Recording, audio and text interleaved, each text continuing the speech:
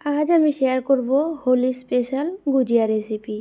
নমস্কার বন্ধুরা, সুকুমারী রান্নাঘরে আপনাদের সকলকে অনেক অনেক ওয়েলকাম। আজকে আমি হোলি উপলক্ষে গুজিয়া রেসিপি শেয়ার করব। তাহলে চলুন বন্ধুরা, রেসিপিটি শুরু করি।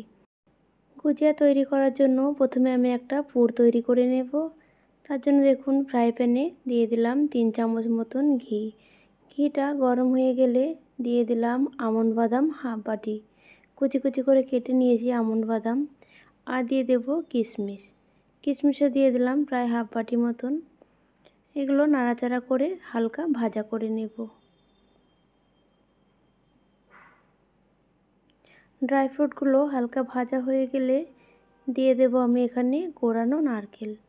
1 বাটি কোরানো নারকেল দিয়ে দিলাম। আপনারা চাইলে শুকনো যে নারকেলের গুঁড়ো পাওয়া যায় সেটাও ব্যবহার করতে পারেন। খুব ভালো করে মিশিয়ে নেওয়ার পরে দিয়ে দিলাম 1 বাটি পরিমাণে সুজি।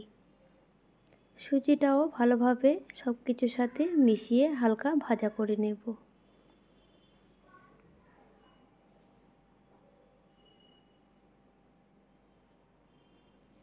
এবার দিয়ে দেব স্বাদ মতো চিনি।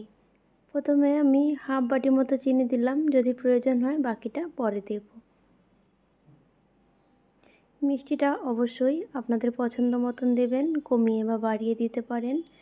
এবার সমস্ত উপকরণ ভালো করে মিশিয়ে নেওয়ার পরে 2 থেকে 3 চামচ মতন জল দিয়ে দেব। যেহেতু এটা ঝরঝরে হয়েছে তাই আমি একটু জল দিয়ে দিলাম। এবার ভালো করে মিশিয়ে নেব।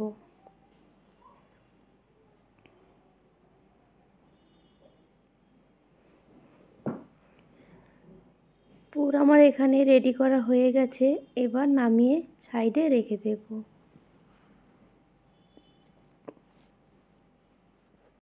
গুজিয়ার জন্য এবার আমি ময়দা মেখে নেব। পরিমাণ মতো ময়দা নিয়ে নিলাম। আপনারা যদি বেশি পরিমাণে করতে চান তাহলে ময়দাটা বাড়িয়ে নেবেন।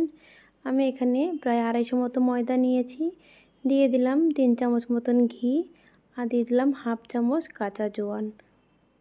দিয়ে দেব স্বাদ মতো নুন। এবার ভালোভাবে ময়ান দিয়ে নেব ময়দাতে।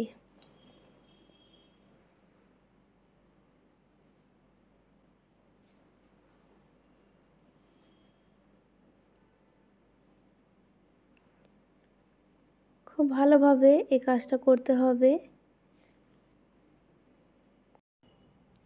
ময়ান দেওয়া হয়ে গেছে দেখুন। যখন আমি ময়দাটা মুঠো করলাম খুব সহজেই কিন্তু ময়দাটা একটা দলা হয়ে গেল। তার মানে খুব ভালোভাবে ময়ান দেওয়া হয়ে গেছে। এবার অল্প অল্প করে জল দিয়ে একটা টাইট ডো তৈরি করে নেব। ডোটা কিন্তু যেমন আমরা রুটি বানাই সেরকম না, তার থেকে একটু টাইট করতে হবে।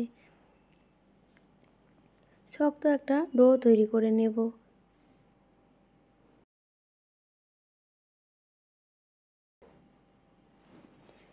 একবারে আমি বেশি জল দিয়ে দেব না, তাহলে ময়দাটা বেশি পাতলা হয়ে যেতে পারে বা বেশি নরম হয়ে যেতে পারে। তাই অল্প অল্প করে জল দিয়ে একটা শক্ত ডো তৈরি করে নেব। ময়দাটা কিন্তু আমার এখানে মাখা হয়ে গেছে। এবার ঢাকা দিয়ে রেখে দেব কিছুক্ষণের জন্য।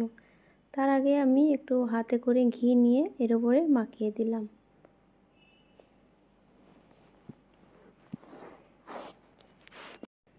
দশ মিনিট পরে আমি ফিরে এলাম। এবার ময়দাটা আরেকবার ভালোভাবে মেখে নেব। মাখার পরে এর থেকে লুচির মতন ছোট ছোট লেচি কেটে নেব। লেচিগুলো কাটা হয়ে গেছে। এবার যে গুজিয়া বানিয়ে যে প্লেটটা রাখবো তাতে একটু ময়দা ছড়িয়ে দিলাম।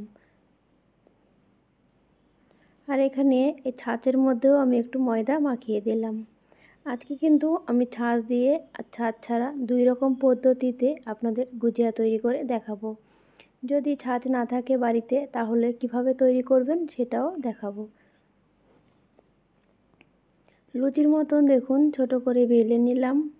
বেশি ছোট করলে হবে না, কিন্তু ছাঁচটা যেরকম পরিমাণে আছে সেই পরিমাণে করতে হবে। দেখুন এমন পরিমাণে করছি যেন ছাঁচের চারিদিকে সামান্য অল্প করে বেরিয়ে থাকে। এবার ছাঁচের ওপর দিয়ে আমি পুর দিয়ে দেব মাঝখানে।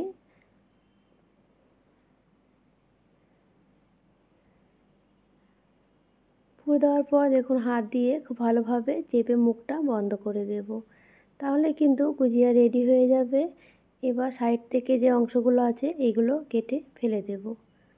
ফেলে দেবো মানে এগুলো কিন্তু নষ্ট হবে না, আবার যখন গুজিয়া তৈরি করব বেলবো এগুলো তার সঙ্গে দিয়ে দেব। দেখুন এই গুজিয়াটা কিন্তু আমার একদম রেডি হয়ে গেছে। বাকিগুলো সেম একইভাবে বানিয়ে নেব। একদম পাতলা করিনি, কিন্তু একটু মোটা করেছি। দেখে আপনারা বুঝতেই পারছেন, বেশি পাতলা করলে কিন্তু ফেটে যাবে ভাজতে গেলে বা পুরটা বেরিয়ে যেতে পারে। তাই দেখুন একটু মোটা করে বেলে নিলাম। সেম একইভাবে ছাঁচের ওপরে প্রথমে এটা লুচিটা রেখে দেব। রেখে দেওয়ার পরে মাঝখানে পুর দিয়ে দেব।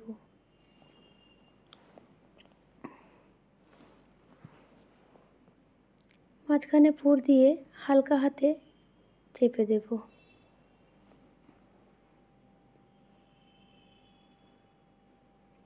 এবার দেখুন হালকা হাতে চেপে মুখটা বন্ধ করে দেব। যেহেতু আমি ছাঁচে তৈরি করছি তাই কিন্তু সাইডে জল দেওয়ার কোনো প্রয়োজন নেই।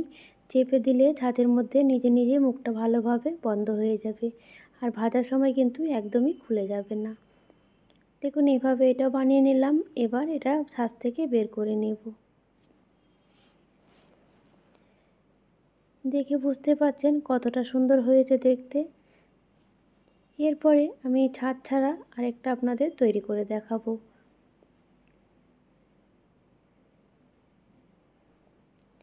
এটা আমি ছাঁচ ছাড়া তৈরি করব। একটা দেখুন লুচির মতো বেলে নিয়েছি। আপনারা চাইলে সাইজটা ছোট বড় করে নিতে পারেন। এবার দেখুন আঙুলে করে চারিদিকে আমি জল দিয়ে দেব। যেহেতু এটা ছাঁচে তৈরি করছি না তাই কিন্তু জল দিতে হবে, নাহলে ভাজার সময় খুলে যেতে পারে। এবার আমি এই গুজিয়াটা দেখুন ফোল্ড করে দিলাম। ফোল্ড করে দুটো মুখ একসাথে করে প্রথমে আঙুল দিয়ে চেপে দিলাম।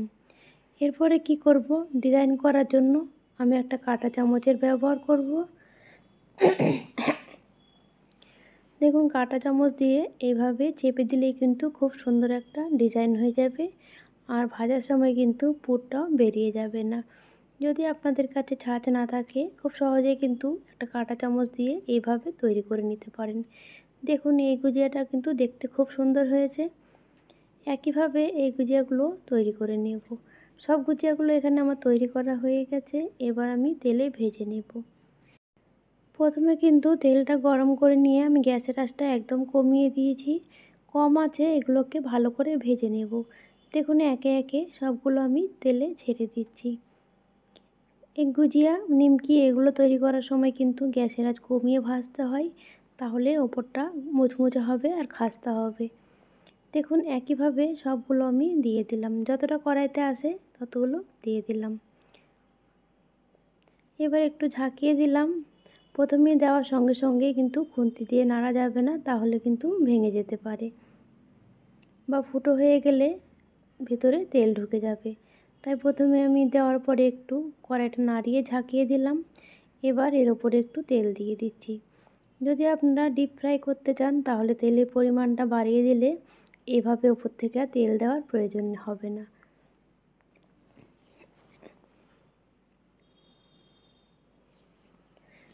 যেহেতু তেলের পরিমাণটা কম দিয়েছি, ডিপ ফ্রাই হচ্ছে না, এই গুজিয়াগুলো একটু ওপরে ভেসে আছে, তাই গুজিয়াগুলো তেলের ওপর দেওয়ার কিছুক্ষণ পরেই 1 মিনিট মতন পরে আমি উল্টিয়ে দিলাম। এক পিঠ কিন্তু লাল হয়নি, তাও আমি উল্টিয়ে দিলাম, তাহলে দু পিঠ সমানভাবে ভাজা হবে। উল্টিয়ে দিয়ে এই পিঠটাও ভেজে নেব। এবার উল্টিয়ে পাল্টিয়ে লাল লাল করে মচমচে করে ভেজে নেব। 1.5-2 মিনিট পরে আমি আবারও উল্টিয়ে দিচ্ছি। এইভাবেই উল্টিয়ে পাল্টিয়ে সবগুলো গুজিয়া ভেজে নেব।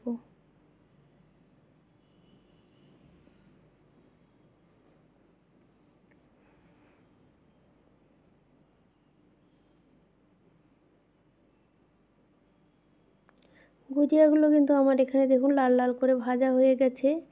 এবার তেল ঝরিয়ে তুলে নেব। এর থেকে কিন্তু আর বেশি ভাজার প্রয়োজন নেই, তাহলে কালো হয়ে যাবে বা পুড়ে যাবে। দেখুন এইভাবে ভেজে সবগুলো উঠিয়ে নিচ্ছি। বাকি গুজিয়াগুলো সেম একইভাবে ভেজে নেব। দেখুন বন্ধুরা, সবগুলো গুজিয়া আমার এখানে ভাজা রেডি হয়ে গেছে। বাকি যে একটা গুজিয়া আমি ছাদ ছাড়া তৈরি করেছিলাম ওইটা এবার ভেজে নেব। দেখুন বন্ধুরা, ছাদ ছাড়া তৈরি করেছিলাম তাও কিন্তু পুর বেরিয়ে যায়নি বা ফেটে যায়নি। এটা ধ্যান রাখতে হবে, ছাদ ছাড়া তৈরি করলে প্রথমে চারিদিকে জল লাগিয়ে ভালোভাবে কাঁটা চামচ দিয়ে চেপে দিতে হবে, তাহলে কিন্তু পুরটা বাইরে বেরিয়ে যাবে না। সবগুলো গুজিয়া আমার এখানে ভাজা রেডি হয়ে গেছে। বন্ধুরা, আজকে আমার এই গুজিয়া রেসিপিটি কেমন লাগলো কমেন্টে জানাতে ভুলবেন না। আর হোলিতে আপনারা বাড়িতে এভাবে তৈরি করে খাবেন, আশা করছি আপনাদেরও ভালো লাগবে। তাহলে বন্ধুরা, আজকের জন্য এটুকুই। আবার আসবো অন্য কোনো ভিডিও নিয়ে। ততক্ষণ আপনারা সকলে ভালো থাকবেন। ধন্যবাদ।